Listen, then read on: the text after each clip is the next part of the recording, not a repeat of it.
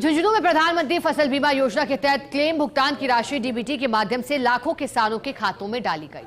मुख्यमंत्री भजनलाल शर्मा और केंद्रीय कृषि मंत्री शिवराज सिंह चौहान ने बटन दबाकर देश के 35 लाख किसानों के खातों में 3900 करोड़ रुपए की राशि ट्रांसफर की है। रिपोर्ट देखिए।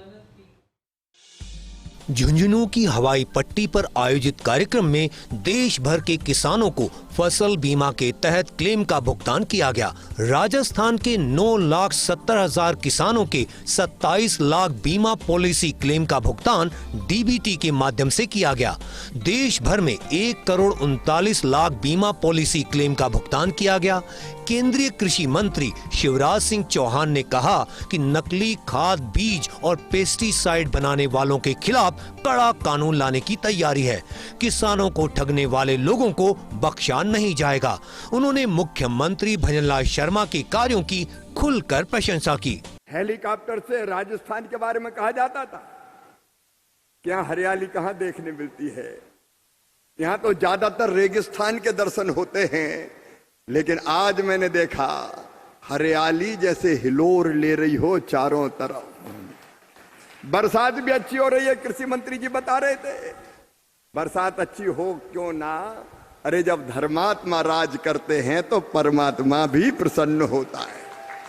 वहीं मुख्यमंत्री भजनलाल शर्मा ने कांग्रेस को आड़े हाथ लेते हुए कहा कि वो लोग गरीबी हटाओ के नारे से वोट मांगते थे, लेकिन उनका कभी गरीब और किसान से नाता नहीं रहा। कांग्रेस 40 साल में किसान के लिए कुछ नहीं कर सकी। यमुना जल की डीपीआर बन रही है और कुछ दिनों में इसका शिलान्यास भी होगा। शेखावाटी में यमुना का जल भी आएगा। कांग्रेस का किसान के लिए कोई नीति और नियम नहीं था। हमारी डबल इंजन की सरकार लगातार किसान के लिए काम कर रही है। हमारी सरकार डबल इंजन की सरकार लगातार किसानों के विकास के लिए कार्य कर रही है। शेखावाटी के लोगों को तो कांग्रेस कई दशक से, मैंने जैसा कहा, यमुना के पानी का झूठा वादा करती रही। राजस्थान को जो हमारी शेखावाटी को पानी मिलना चाहिए था वो नहीं मिला।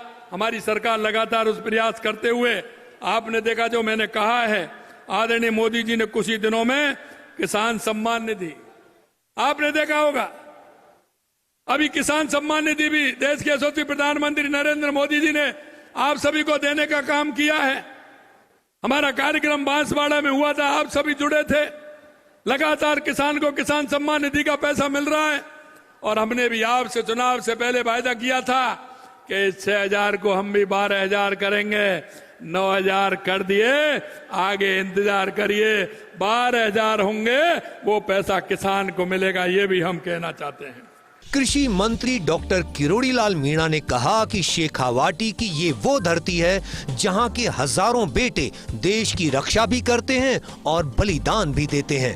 राजस्थान का किसान आधी रात को भी कड़ाके की ठंड में उत्पादन कर लोगों के पेट भरने का काम कर रहा है।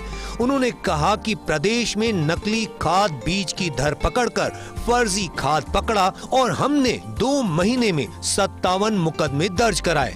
अटल जी ने यहाँ एटम परमाणु परीक्षण किया था, तो ये वो धरती है जहां जय जवान जय किसान से आगे बढ़कर जय विज्ञान का नारा लगा तो पोखरण की धरती से लगा।